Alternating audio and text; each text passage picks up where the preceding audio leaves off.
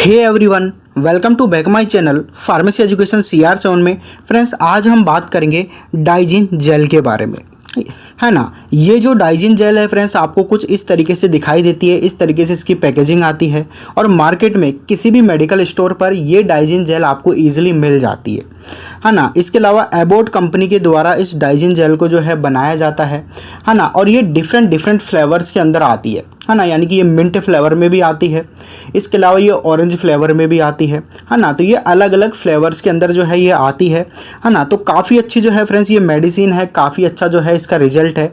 तो आज की वीडियो के अंदर फ्रेंड्स हम डाइजिन जेल के बारे में जो है बात करेंगे कि डाइजिन जेल क्या होती है, क्या इसके अंदर कंपोजिशन आता है, कितने रुपए की जो है ये आपको मिलती है, क्या इसके यूजेस हैं, क्या साइड इफ़ेक्ट हैं, क्या इसकी डोजेज हैं, है ना। इसके अलावा किन किन दवाइयों के साथ हम इसको जो है नहीं दे सकते हैं, प्रेगनेंसी के दौरान क्या हम इसको यूज कर सकते हैं या नहीं कर सकते, छोटे बच्चों को जो है हम इसको दे सकते हैं या नहीं दे सकते, इसके अलावा लैक्टेशन के दौरान हम इसका यूज कर सकते हैं या नहीं कर सकते, है ना। इसके अलावा जो डायबिटीज़ के जो पेशेंट्स होते हैं, शुगर के जो पेशेंट्स होते हैं, उनको जो है डाइजिन जेल को जो है यूज़ करना चाहिए या नहीं करना चाहिए। तो इन सब चीज़ों को फ्रेंड्स हम काफ़ी अच्छे से और काफ़ी डिटेल से जो है समझेंगे, इसलिए वीडियो को स्किप मत करना। और अभी तक आपने हमारे चैनल फार्मेसी एजुकेशन CR7 को सब्सक्राइब नहीं किया है फ्रेंड्स, तो चैनल को लाइक एंड सब्सक्राइब कर लीजिए। तो चलिए फिर वीडियो स्टार्ट करते हैं और कुछ नया सीखते हैं।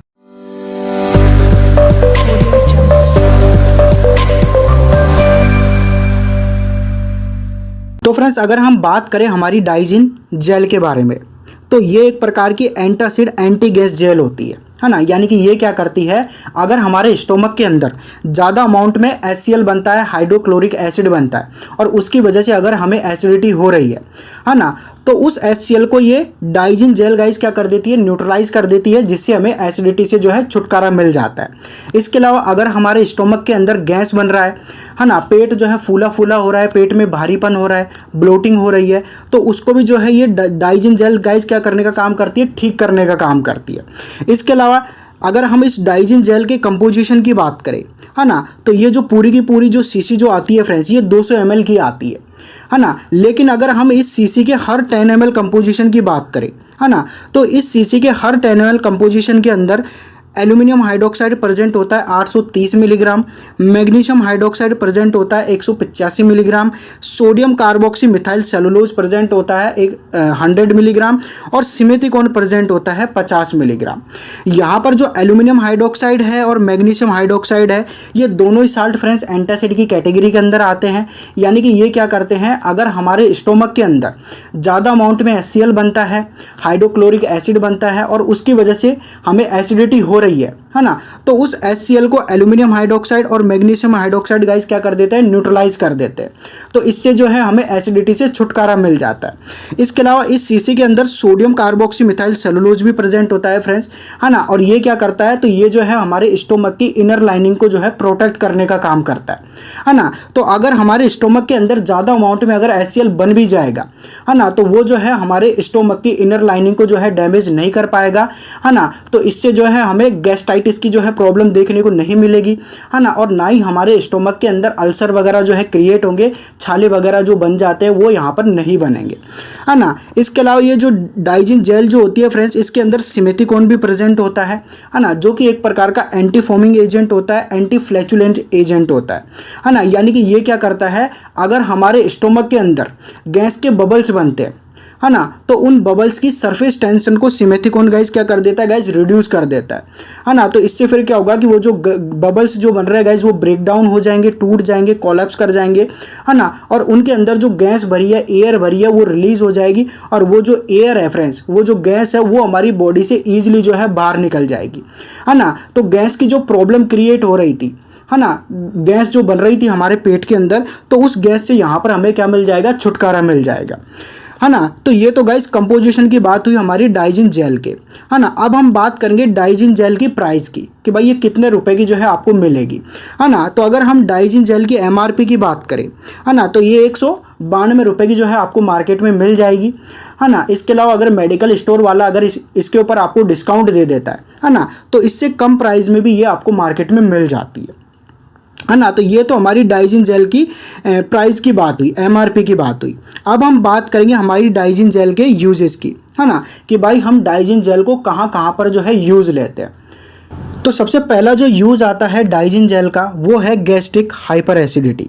तो गैस्ट्रिक हाइपर एसिडिटी को ठीक करने के लिए गाइज हम क्या करते हैं, डाइजिन जेल का यूज करते हैं, है ना। अब गैस्ट्रिक हाइपर एसिडिटी क्या होती है, तो गैस्ट्रिक हाइपर एसिडिटी एक ऐसी कंडीशन होती है फ्रेंड्स जिसके अंदर क्या होता है कि हमारा जो स्टोमक जो होता है ना, उसके अंदर ज़्यादा मात्रा में ज़्यादा अमाउंट में क्या बनने लगता है, HCl बनने लगता है ना। और ज़्यादा अमाउंट में HCl बनने की वजह से गाइज हमें क्या हो जाती है, गैस्ट्रिक हाइपर एसिडिटी जो है हो जाती है ना। तो गैस्ट्रिक हाइपर एसिडिटी को ठीक करने के लिए गाइज हम क्या करते हैं, डाइजिन जेल का यूज करते हैं। सेकंड यूज क्या है डाइजिन जेल का, तो वो है गैस इन स्टोमक।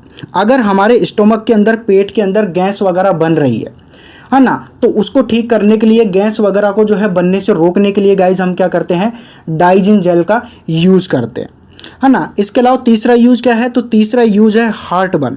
अगर आपके सीने के अंदर गैस क्या हो रही है, जलन हो रही है गैस्ट्रिक हाइपर एसिडिटी की वजह से, है ना, तो इसको रोकने के लिए, हार्ट बर्न को ठीक करने के लिए गाइज हम क्या करते हैं, डाइजिन जेल का यूज करते हैं, है ना। तो ये तीसरा यूज है। चौथा यूज क्या है, तो चौथा यूज है ब्लोटेड स्टोमक।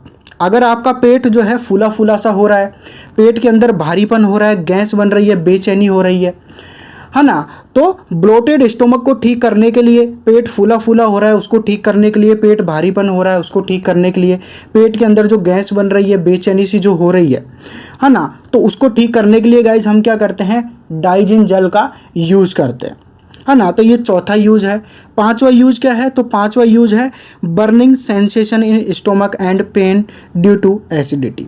अगर हमारे स्टोमक के अंदर ज़्यादा अमाउंट में HCl बनेगा, है ना, तो इसकी वजह से क्या होगा कि हमारे स्टोमक के अंदर बर्निंग सेंसेशन होने लगेगी, यानी कि जलन होने लगेगी कुछ इस प्रकार से, है ना। इसके अलावा पेन होने लगेगा, दर्द होने लगेगा, है ना। तो बर्निंग सेंसेशन को रोकने के लिए, और ये जो पेन हो रहा है एसिडिटी की वजह से, है ना, इसको रोकने के लिए भी गाइज हम क्या करते हैं, डाइजिन जेल का यूज करते हैं, है ना। तो ये पांचवा यूज है। छठा यूज क्या है, तो छठा यूज है गैस्ट्राइटिस, है ना। तो गैस्ट्राइटिस को ठीक करने के लिए भी गाइज हम क्या करते हैं, डाइजिन जेल का यूज करते हैं, है ना। अब गैस्ट्राइटिस क्या होती है, तो गैस्ट्राइटिस को गाइज हम क्या कहते हैं, पेट की सूजन कहते हैं, यानी कि इसके अंदर क्या होने लगता है, हमारे पेट के अंदर सूजन आने लगती है, तो उसी को गाइज हम क्या कहते हैं, गैस्ट्राइटिस कहते हैं, है ना। अब पेट के अंदर सूजन क्यों आएगी, है ना, तो पेट के अंदर सूजन फ्रेंड्स एक ही रीजन की वजह से आएगी, और वो है हमारा HCl, है ना। क्योंकि अगर हमारे स्टोमक के अंदर ज़्यादा अमाउंट में HCl बनेगा, अधिक मात्रा में HCl बनेगा, है ना, तो वो क्या करेगा, हमारे स्टोमक की इनर लाइनिंग को गाइज क्या करेगा, डैमेज करेगा, है ना। तो इससे फिर क्या होगा कि हमारे स्टोमक के अंदर क्या आ जाएगी गाइज, सूजन आ जाएगी, पेट में क्या आ जाएगी, सूजन आ जाएगी, तो उसी को गाइज हम क्या कहते हैं, गैस्ट्राइटिस कहते हैं, है ना। तो गैस्ट्राइटिस को ठीक करने के लिए, है ना, पेट के अंदर जो सूजन आ जाती है ना, गैस्ट्रिक हाइपर एसिडिटी की वजह से, तो उसको ठीक करने के लिए भी गाइज हम क्या करते हैं, डाइजिन जेल का यूज करते हैं, है ना। तो ये छठा यूज है।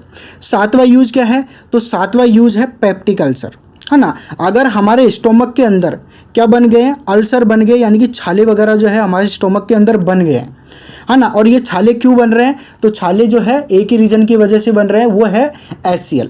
अगर हमारे स्टोमक के अंदर ज़्यादा अमाउंट में HCl बनेगा, अधिक मात्रा में HCl बनेगा, है ना, तो ये क्या करेगा, हमारे स्टोमक की इनर लाइनिंग को जो है डैमेज करेगा, जिसकी वजह से हमारे स्टोमक के अंदर क्या हो जाएगी, सूजन आ जाएगी, जिसे हम गैस्ट्राइटिस कहते हैं। इसके अलावा हमारे स्टोमक में क्या हो जाएंगे, अल्सर हो जाएंगे, है ना, छाले वगैरह जो है हो जाएंगे, तो उसको हम क्या कहते हैं, पेप्टिक अल्सर कहते हैं, क्योंकि ये पेट के अंदर हो रहे हैं छाले, तो इस वजह से हम इनको क्या कहते हैं गाइस, पेप्टिक अल्सर कहते हैं, है ना। तो अगर पेप्टिक अल्सर हो रहा है, पेट के अंदर छाले वगैरह बन रहे हैं, है ना, ज़्यादा HCl प्रोडक्शन की वजह से, गैस्ट्रिक हाइपर एसिडिटी की वजह से, है ना, तो पेप्टिक अल्सर को ठीक करने के लिए भी गाइस हम क्या करते हैं, डाइजिन जेल का यूज करते हैं, है ना। आठवां यूज क्या है, तो आठवां यूज है पेप्टिक ईसोफेजाइटिस, है ना। पेप्टिक ईसोफेजाइटिस क्या होती है, तो पेप्टिक ईसोफेजाइटिस एक ऐसी कंडीशन होती है फ्रेंड्स कि इसके अंदर क्या होता है कि हमारा जो ईसोफेगस जो होता है ना, उसके अंदर क्या आ जाती है, सूजन आ जाती है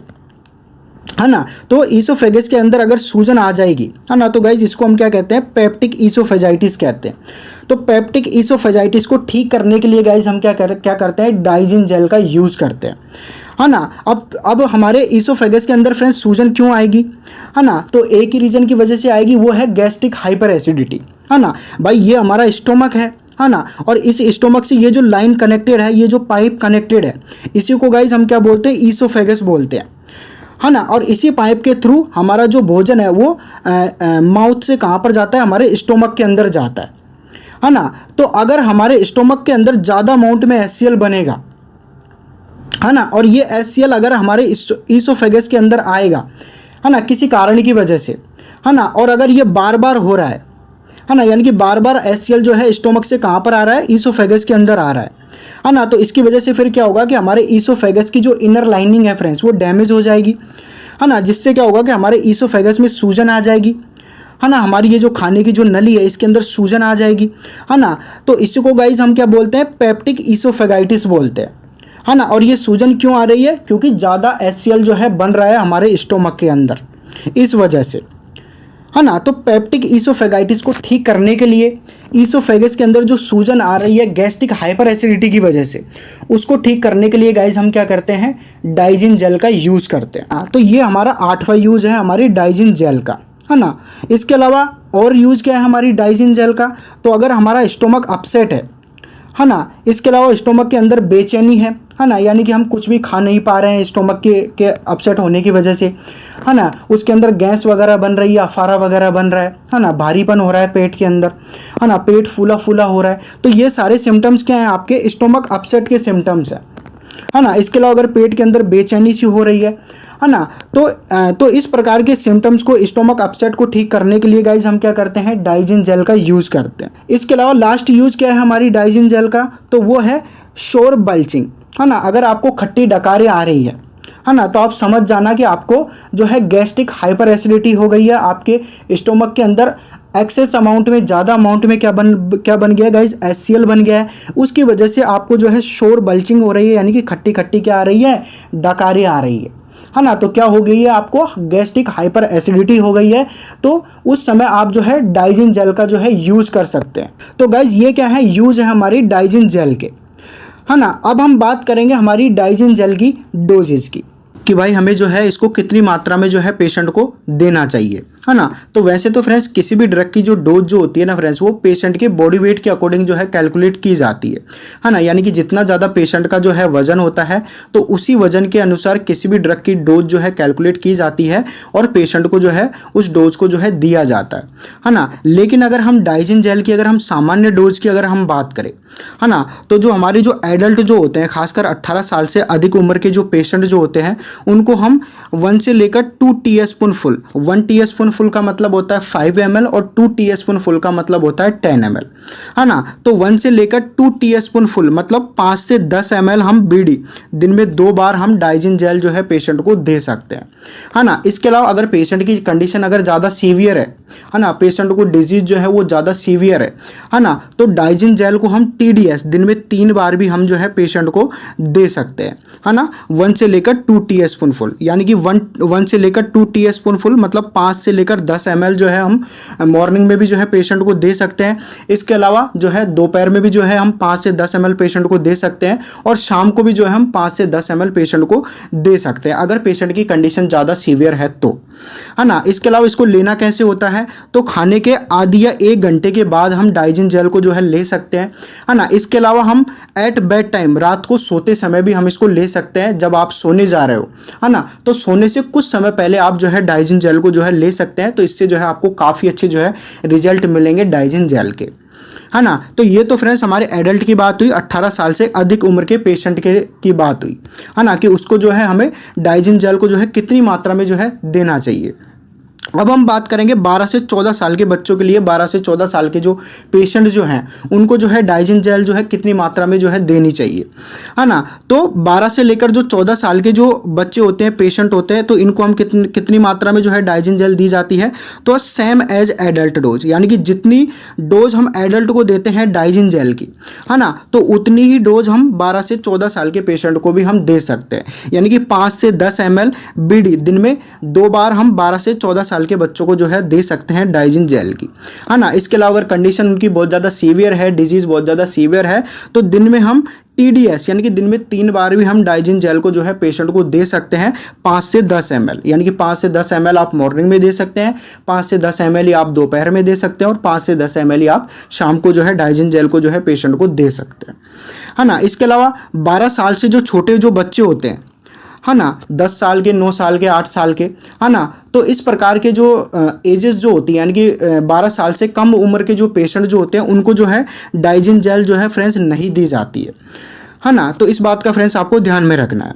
तो ये तो फ्रेंड्स हमारी डोजेस की बात हुई, डाइजिन जेल की जो है डोजेस की बात हुई। अब हम बात करेंगे डाइजिन जेल के साइड इफेक्ट की, कि भाई डाइजिन जेल को लेने की वजह से हमें क्या क्या जो है साइड इफेक्ट देखने को मिलते हैं, है ना। तो पहला साइड इफेक्ट क्या है, तो पहला साइड इफेक्ट है कॉन्स्टिपेशन। अगर आप डाइजिन जेल को ले रहे हो लंबे समय तक, तो इसको लेने की वजह से जो है आपको कॉन्स्टिपेशन हो सकता है, कब्ज वगैरह की शिकायत जो है रह सकती है ना। क्योंकि डाइजिन जेल के अंदर क्या होता है फ्रेंड्स, एल्यूमिनियम हाइड्रोक्साइड होता है, जो क्या कर सकता है, कॉन्स्टिपेशन जो है कॉज कर सकता है ना। इसके अलावा डाइजिन जेल को लेने की वजह से आपको डायरिया भी हो सकता है, यानी कि दस्त वगैरह लग सकते हैं, क्योंकि डाइजिन जेल के अंदर क्या होता है, मैग्नीशियम हाइड्रोक्साइड होता है, जो क्या कर सकता है, डायरिया वगैरह जो है कॉज कर सकता है ना। इसके अलावा डाइजिन जेल को लेने की वजह से क्या हो सकता है, एब्डोमिनल पेन भी हो सकता है, यानी कि पेट में दर्द वगैरह जो है रह सकता है ना। तो ये भी क्या है, साइड इफेक्ट है हमारी डाइजिन जेल का। चौथा साइड इफेक्ट क्या है डाइजिन जेल का, तो चौथा साइड इफेक्ट है हाइपर मैग्नीशिया, यानी कि डाइजिन जेल को लंबे समय तक यूज करने की वजह से क्या हो सकता है, हमें हाइपर मैग्नीशिया जो है हो सकता है ना। अब हाइपर मैग्नीशिया क्या होता है, तो हाइपर मैग्नीशिया फ्रेंड्स एक ऐसी कंडीशन होती है जिसके अंदर क्या होता है कि हमारा जो ब्लड होता है उसके अंदर मैग्नीशियम का जो लेवल है ना, वो बहुत ज़्यादा बढ़ जाता है, यानी कि मैग्नीशियम का जो लेवल है वो बढ़ने लगता है, बहुत ज़्यादा बढ़ जाता है। तो उस कंडीशन को गाइज हम क्या कहते हैं, हाइपर मैग्नीशिया कहते हैं, है ना। तो डाइजिन जेल को लेने की वजह से क्या हो सकता है गाइज, हमें हाइपर मैग्नीशिया हो सकता है, क्योंकि डाइजिन जेल के अंदर क्या होता है गाइज, मैग्नीशियम हाइड्रोक्साइड होता है। तो अगर हम डाइजिन जेल को लंबे समय तक यूज करेंगे, कंटिन्यूअस यूज करेंगे, है ना, तो डाइजिन जेल के अंदर प्रेजेंट मैग्नीशियम हाइड्रोक्साइड हमारी बॉडी के अंदर ज़्यादा से ज़्यादा अमाउंट में पहुंचेगा, है ना। तो अगर मैग्नीशियम हाइड्रोक्साइड हमारी बॉडी के अंदर ज़्यादा से ज़्यादा अमाउंट में पहुंचेगा, तो इससे फिर क्या होगा कि हमारी बॉडी के अंदर मैग्नीशियम का जो लेवल है वो बढ़ने लगेगा। तो इससे फिर क्या हो जाएगा, हमें हाइपर मैग्नीशिया जो है हो जाएगा, है ना। तो ये क्या है, चौथा साइड इफेक्ट है हमारी डाइजिन जेल का, है ना। पांचवा साइड इफेक्ट क्या है डाइजिन जेल का, तो पांचवा साइड इफेक्ट है हाइपोफॉस्फेटेमिया, है ना। तो डाइजिन जेल को लंबे समय तक यूज करने की वजह से, कंटिन्यूअस यूज करने की वजह से क्या हो सकता है, पेशेंट को हाइपोफॉस्फेटेमिया हो सकता है।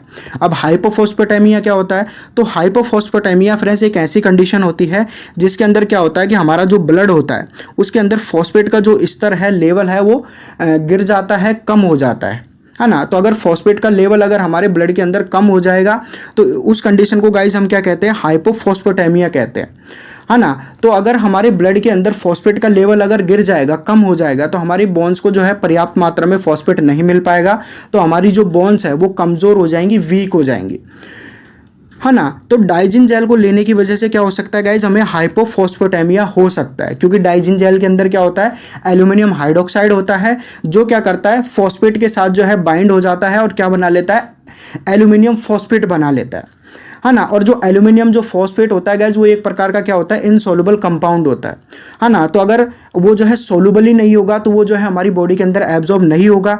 तो अगर फॉस्फेट अगर हमारी बॉडी के अंदर एब्जॉर्ब ही नहीं होगा, तो वो जो है हमारे ब्लड के अंदर पहुंच नहीं पाएगा। तो इससे क्या होगा कि हमारे ब्लड के अंदर फॉस्फेट का जो लेवल है वो गिरने लगेगा, कम हो जाएगा, है ना। तो हमारी बोन्स को जो है पर्याप्त मात्रा में फॉस्फेट नहीं मिल पाएगा, तो वो भी जो है कमज़ोर हो जाएंगी, बच्चों में जो है ग्रोथ नहीं हो पाएगी, है ना। तो उस कंडीशन को गाइज हम क्या कहते हैं, हाइपोफॉस्फेटेमिया कहते हैं, है ना। तो डाइजिन जेल को लेने की वजह से क्या हो सकता है, हाइपोफॉस्फेटेमिया हो सकता है पेशेंट को, है ना।